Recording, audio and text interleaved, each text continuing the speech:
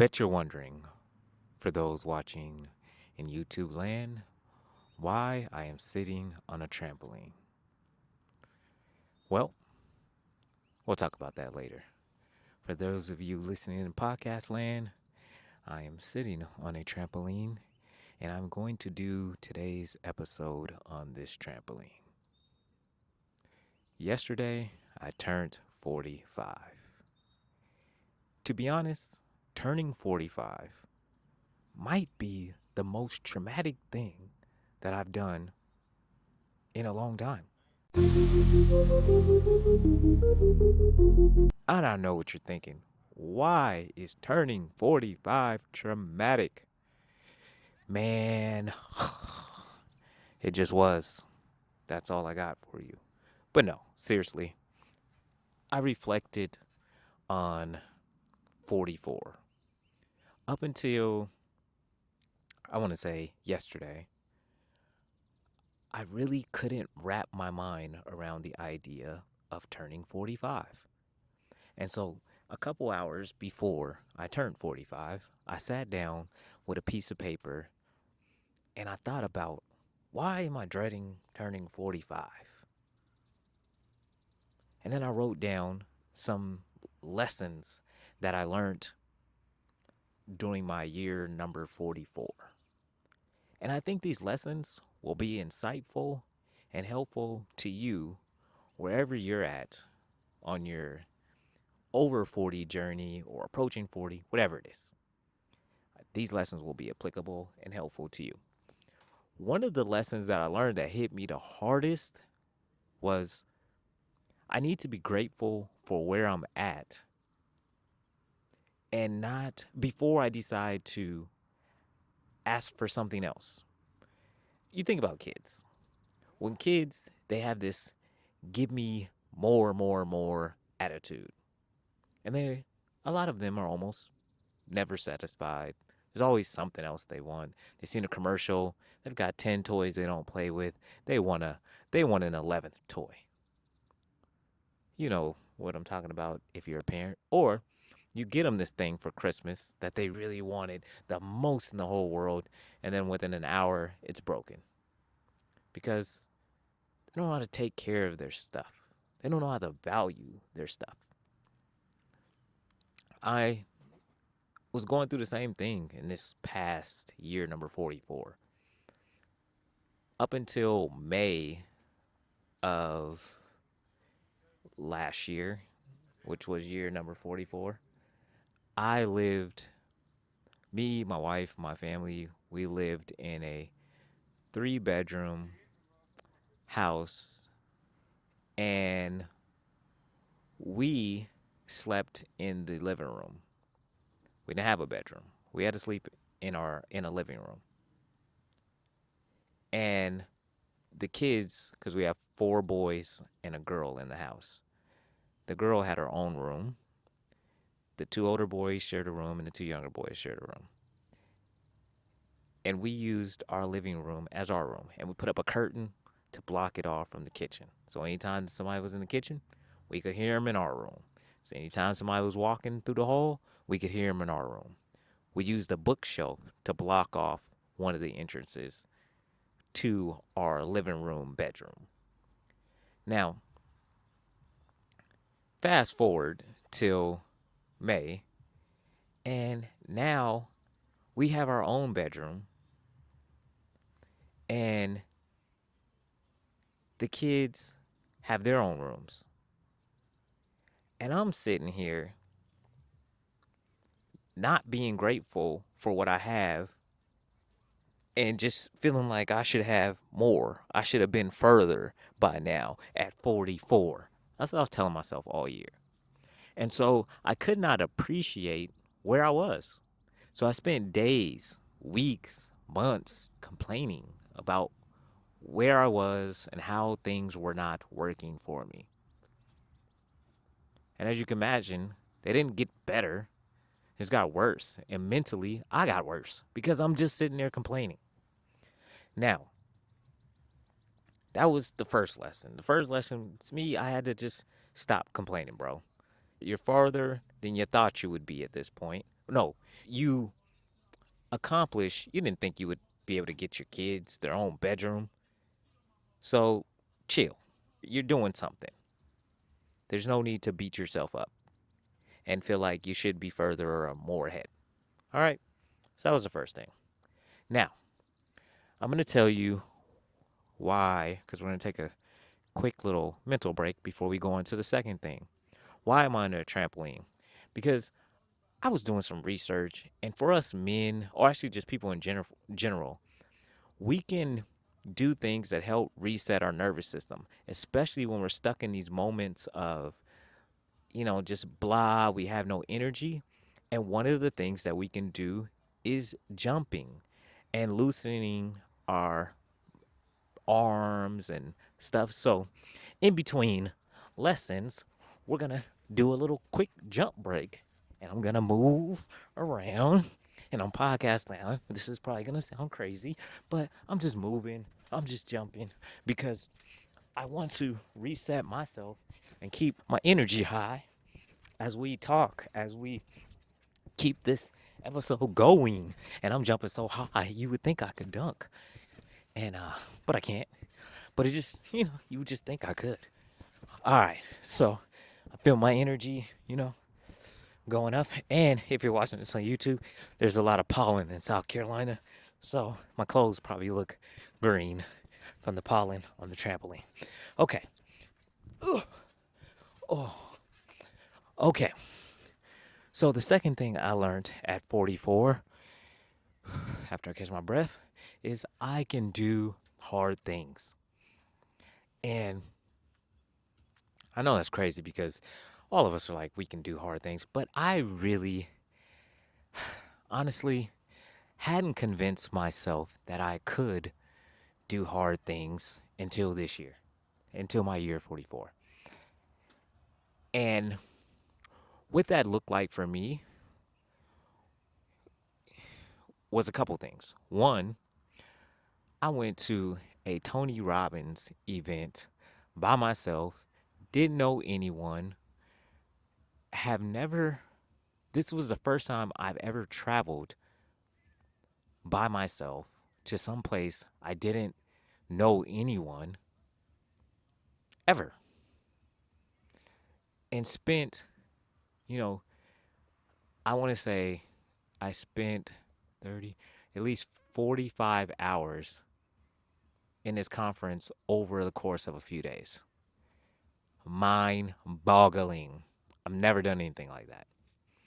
But, and to top that all off, I cried at that event. So that is something I definitely have not done. I had not done at that point ever in public. And it was the kind of where you just crying like, it was the ugly cry, the super ugly cry. But it happened, and it made me better. The second thing I did was I set a goal. I've been trying for 7 years to bench 225. And the closest I ever got was 215. And I felt like that was when I was at the peak of my fitness. I mean, the creme de la creme of my fitness. And I could not get past 215. I had a good coach and everything, but mentally, I just couldn't do it. This year, I attempted last year for my birthday, for the 44th birthday, and it didn't go well. I didn't get it. I told myself in November, I'm going to do it this year. I'm going to do it. And so what I did was I went on Nextdoor app, said I was looking for a workout partner. We started and we worked out together at 5 a.m. for 2 months. November, December, and then he moved away in January. And I was like, golly, it's easy to do something when you have someone there with you and they're holding you accountable. But when you by yourself and no one's going to know if you skipped the gym, it's hard to stay focused. But I told myself, I have to do this. So what did I do? I got ChatGPT as my workout partner, and we went and did the thing. And I stayed consistent. And so because I just followed the path that it outlined for me based on the goal that I gave it, I was able to bench 225 11 days before my birthday. And on my birthday yesterday, I went and I benched 230. So I went up 5 pounds from what I even thought was possible for me. And that showed me that I can do hard things. And it also showed me that life has systems. There are systems. If you follow the system, there there isn't a reason you can't get the outcome. But it's hard to want to follow a system consistently, especially when you don't see the results on the first day. But I learned that at 44. So now at 45, I'm like, I have to apply this in so many different areas of my life. I was just thinking of areas I can apply this. And the last one, the last thing I learned, I'm going to tell you after we do one more jump session. And remember, every time, all we're doing is just waking up our nervous system, bringing it to life, and just giving ourselves some energy. Think about the last time you actually just jumped and moved your body, and preferably for 5 minutes, but I'm not going to make you watch me do this for 5 minutes. I'm going to just do it for another couple seconds. Yeah, we're just moving, loosening ourselves up. I can feel it in my legs, I feel it in my shoulders, my back, and just breathing while we do this. Okay. The other thing, the last thing that I learned at 44 is I am tired of people counting men, especially, out once they're in their 40s. You see all these videos about, oh, this is what you should do in your 20s. Oh, this is what you should do in your 30s. And pretty much if you haven't done it by then, you're toast. I'm tired of that. I'm so stinking tired of that. There have been plenty of instances where there have been companies built, there have things been done by people who started in their 40s. And it is something that utterly pisses me off. And so it is my mission. It is a mission of this channel. It is a mission of this podcast that we have to start changing the narrative about people over 40, especially men. They say once men turn 45, they become forgotten. And no one cares. Because, hey, it's about what you have done for me lately. And that, I'm tired of that. Because one of the things that I learned along this journey of coming to the fact that I'm just tired of people writing people off in their 40s is you still have value even if you weren't producing value at that point. That's one of the things I had confused. I thought I have to produce value before I can see myself as valuable. But when you see yourself as valuable first, you are able to produce something of value. It's almost it is almost one of those things where you have to look at yourself and be able to see your worth. If you do not believe you're worthy of anything, if you do not believe you have worth, how in the world are you going to create your best work?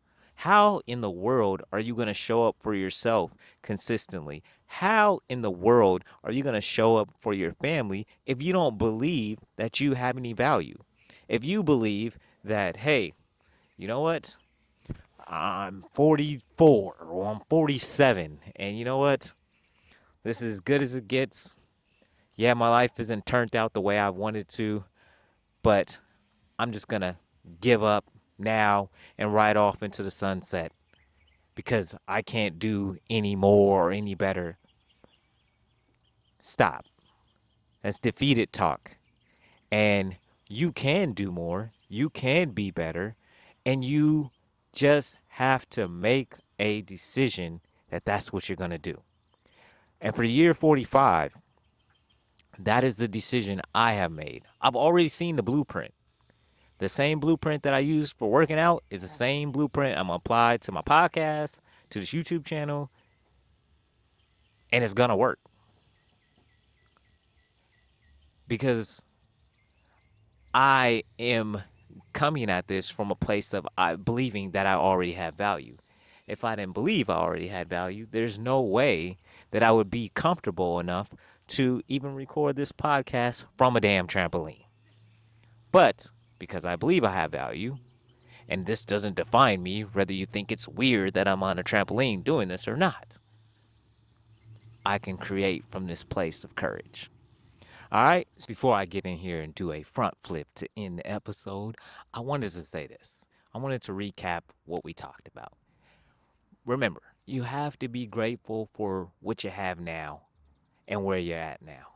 Because there's somebody wishing they were where you are. You can still want more, but you just got to be grateful now. Because that creating or going after what you want from a place of gratitude is going to bring it closer to you. And how I know is because, I mean, well, my theory is this. I did it the opposite way and things kept floating away. So I'm going to try it this way and see if things gravitate to me. My gut says they will. Secondly, I proved to myself I can do hard things. Now it's up to you. Whatever the situation is in your life, whatever it is that you want to create, you want to do, you want to be, stop telling yourself that you can't do it or your age will not allow you to do it or be it. Figure it out. There's a system to everything, and you are capable of implementing that system. You just have to try and dedicate yourself and don't give up. And also, I do want to say this. I also learned strength isn't the only component. Physical strength isn't the only component. We need to be emotionally strong, we need to be mentally strong, and we need to be financially strong. Physical strength is just one part. So if you're one of those men who only thing you got going for you is your physical strength, brother, we got to get that whole picture together. And that's me, too. I'm like, hey, I got to make sure I have all of this together, not just this one piece. Oh, I can lift 225. But bro, you're an emotional wreck. I don't want to be that guy. So that's just a little caveat. And the third thing is, I don't care what people say about you being over 40. It's not over. It honestly is just the beginning if you want it to be. It can be the end or it can be the beginning. Either way, the choice is up to you. No one else can make that choice for you. And I hope you choose to unleash yourself to the point where the rest of your life is the best of your life, because that is what I'm going to do. And I hope you do the same. Now, I'm going to get in here and I'm going to do a front flip to take us out this episode. All right, let's get to it. Let's see. I can do this. I'm the man. Jalal's the man. And oh, I didn't land on my feet, but I did do the front flip. Oh, can he do a backflip? Can he do a backflip? Oh, maybe next video. All right. Until next time, remember, you are enough. You got this. and I'm rooting for you.